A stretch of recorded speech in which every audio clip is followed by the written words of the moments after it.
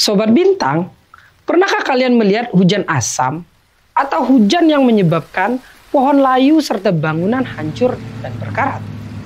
Atau mungkin kalian pernah mendengar isu sampah plastik yang menjadi permasalahan di setiap negara yang mencemari daratan dan perairan dan tak terurai loh selama ribuan tahun. Atau mungkin ledakan alga di sungai dan lautan yang berdampak kepada hancurnya ekosistem air tawar serta air asin. Menurut kalian, kira-kira kenapa ya itu bisa terjadi? Nah, pernyataan tersebut akan kita jawab di video kali ini, yaitu tentang kimia hijau.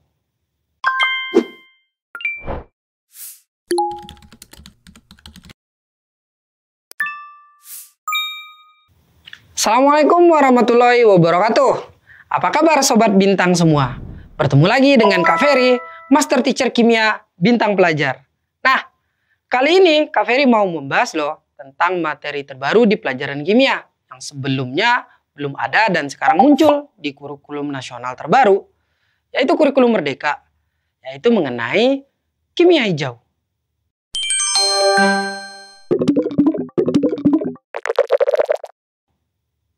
Di awal video tadi, kita telah menyebutkan tentang fenomena hujan asam, isu limbah plastik dan ledakan alga di sungai, serta di lautan. Nah, mari kita bahas yang pertama, yaitu hujan asam. Hujan asam ini disebabkan oleh belerang yang merupakan pengotor dalam bahan bakar fosil, serta nitrogen di udara yang bereaksi dengan oksigen, membentuk sebuah senyawa yaitu sulfur dioksida dan nitrogen oksida. Zat-zat ini berdifusi ke atmosfer dan bereaksi dengan air untuk membentuk sebuah larutan asam sulfat dan asam nitrat, sehingga akan jatuh bersama air hujan. Air hujan yang bersifat asam akan meningkatkan kadar keasaman tanah dan air permukaan yang terbukti sangat berbahaya bagi kehidupan ikan dan tanaman. Selanjutnya, bagaimana dengan masalah sampah plastik? Nah, kita mungkin sudah tahu loh bahwa sampah plastik itu sangat sulit sekali terurai dan bisa bertahan hingga 100 tahun.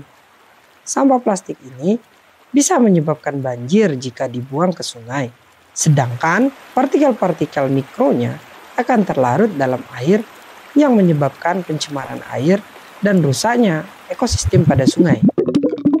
Kita juga sudah pernah loh mendengar bahwa sampah plastik ini juga dimakan oleh biota laut sehingga banyak dari mereka yang keracunan dan mati. Jadi plastik sudah menjadi permasalahan bumi dari dahulu sampai saat ini. Nah, berbeda lagi loh dengan kasus ketiga, yaitu kasus lonjakan alga di sungai dan laut. Hal ini terjadi karena pemakaian pupuk kimia dalam pertanian dan perkebunan secara berlebihan, di mana pupuk ini akan terbawa oleh air ketika hujan. Sehingga alga di sungai akan mendapatkan nutrien yang berlimpah dan terjadilah lonjakan populasi alga hingga menutupi permukaan air yang menyebabkan turunnya kadar oksigen dalam air dan akhirnya biota sungai pun mati. Nah, agar bumi ini tetap hijau dan ekosistem tetap seimbang serta kelangsungan hidup manusia di bumi ini berjalan dengan baik, marilah kita menjaga alam dan tidak menimbulkan kerusakan di muka bumi ini. Karena semua kerusakan di muka bumi ini dikarenakan tidak lain dan tidak bukan pasti loh karena ulah manusia itu sendiri. Nah, mendasari hal tersebut, maka pentingnya kita sebagai generasi muda untuk peka loh terhadap lingkungan dan paham mengenai konsep kimia hijau, yaitu tentang bagaimana peranan ilmu kimia ini dalam menghijaukan bumi. Di mana kita akan mencoba menerapkan prinsip-prinsip kimia hijau dalam menjaga lingkungan serta teknologi-teknologi hijau yang sekarang sedang dikembangkan oleh manusia demi kelangsungan hidup yang lebih baik. Sobat Bintang, dari tadi kita sudah bercerita loh tentang kimia hijau. Kok kayaknya penting banget ya dibahas di zaman ini. Jadi sebenarnya apa sih itu pengertian dari kimia hijau? Kimia hijau adalah sebuah pendekatan terhadap perancangan ataupun proses pembuatan serta pemanfaatan produk kimia sedemikian rupa sehingga dapat meminimalkan atau bahkan menghilangkan bahaya yang diakibatkan oleh sebuah zat kimia terhadap lingkungan maupun terhadap manusia itu sendiri. Nah, jadi kimia hijau sering pula kita sebut sebagai kimia berkelanjutan. Nah, bidang kimia ini tidak bisa loh disamakan dengan kimia lingkungan.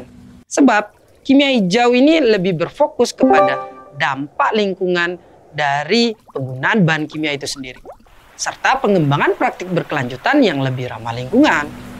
Misalnya, mungkin strategi pengendalian pencemaran lingkungan dengan mungkin mengganti penggunaan bahan yang ramah lingkungan. Sobat Bintang, perlu kalian ketahui loh, ada 12 prinsip yang diterapkan dalam kimia hijau yang kalian harus pahami loh. Nah, apa saja kah itu? Prinsip pertama dalam kimia hijau yaitu yang pertama, mencegah atau mengurangi penggunaan bahan kimia yang setelah dipakai ternyata menimbulkan limbah pada lingkungan. Kita ambil contoh saja misalnya BBM atau bahan bakar fosil, yang mana BBM ini menyebabkan efek global warming, yaitu menghasilkan zat CO2 yang berlimpah ke alam. Untuk itu, kita perlu mendorong manusia untuk mencari energi terbarukan yang lebih ramah terhadap lingkungan. Seperti misalnya yang lagi marak saat ini, yaitu tentang kampanye penggunaan kendaraan berpenggerak listrik dan penggunaan kompor listrik. Prinsip yang kedua yaitu mendesain zat dan produk kimiawi yang bersifat aman. Contohnya adalah produk pengganti pewarna dan perasa sintetik yang banyak dipakai di pasaran yang memiliki efek samping negatif terhadap kesehatan jika digunakan secara berlebihan. Yang ketiga yaitu mendesain sintesa kimia yang tidak berbahaya. Nah, jika mungkin, metode sintesis harus kita rancang untuk menggunakan dan menghasilkan sebuah zat yang memiliki sedikit atau tidak adanya toksisitas atau mungkin tidak adanya potensi bahaya terhadap kesehatan manusia dan terhadap lingkungan. Seperti misalnya, kita tidak menggunakan styrofoam sebagai wadah makanan, maka gunakanlah wadah makanan yang bersifat organik dan mudah terdegradasi oleh alam. Yang selanjutnya yaitu yang keempat, yaitu menggunakan bahan baku yang dapat diperbaharui. Kita tahu bahwa permasalahan terbesar adalah bahan baku. Jika kita bisa menggunakan bahan baku yang melimpah di alam, tentu harga produksi akan semakin murah dan kelangsungan produk akan bertahan lebih lama. Contohnya adalah seperti penggunaan biodiesel yang berasal dari mikroalga sebagai pengganti dari solar atau diesel. Yang kelima, yaitu menggunakan katalis. Katalis adalah sebuah zat yang mempercepat jalannya sebuah reaksi kimia. Dengan menggunakan katalis yang tepat, kita bisa meningkatkan produksi bahan-bahan industri dan rumah tangga. Kita ambil contoh, misalnya dalam memproduksi biodiesel. Kita harus menggunakan katalis kalsium oksida atau CaO, di mana bahan ini bisa kita dapatkan dari cangkang telur ataupun kulit kerang yang jumlahnya sangat melimpah di Indonesia. Prinsip yang keenam yaitu menghindari turunan kimiawi. Maksudnya di sini adalah kita menghindari zat hasil setelah penggunaan bahan kimia. Contohnya, misalnya penggunaan deterjen atau sabun yang berbahan sulfat, di mana sulfat ini bisa menyebabkan penurunan pH sungai jika air limbahnya dibuang ke sungai. Yang ketujuh adalah memaksimalkan ekonomi atom. Ini maksudnya adalah penggunaan teknologi nano. Nanoteknologi merupakan teknologi yang dimanfaatkan untuk merekayasa produk dengan bahan baku partikel berukuran 10⁻⁹ meter. Produk tersebut antara lainnya seperti pembuatan bioplastik nanoselulosa limbah pertanian, biodegradable foam atau biofoam, nanobiosilika cair, dan nanobiopestisida cair, di mana produk-produk ini lebih ramah terhadap lingkungan. Prinsip kimia hijau yang ke-8 yaitu menggunakan pelarut dan kondisi reaksi yang aman. Nah, seperti akhir-akhir ini, Indonesia dihebohkan dengan obat demam paracetamol yang menggunakan pelarut etilen glikol yang tidak aman bagi kesehatan tubuh manusia. Nah, mungkin saja kita bisa mencari pelarut lain yang fungsinya sama, tetapi lebih aman loh terhadap tubuh manusia. Prinsip yang ke-9 yaitu meningkatkan efisiensi energi. Contohnya, penggunaan mikroalga di atom sebagai penghasil listrik alternatif atau dikenal sebagai istilah fotobioreaktor. Prinsip yang ke-10 adalah mendesain zat dan produk yang dapat terurai setelah digunakan. Contohnya, penggunaan deterjen yang ramah lingkungan dan plastik biodegradable yang mudah diuraikan oleh alam. Yang ke-11 yaitu menganalisis waktu untuk mencegah polusi, yaitu jika terjadi polusi lingkungan, dalam waktu yang sesingkat-singkatnya kita harus bisa mengembalikan keadaan lingkungan menjadi sehat kembali, sehingga tidak menyebabkan efek domino yang berkelanjutan.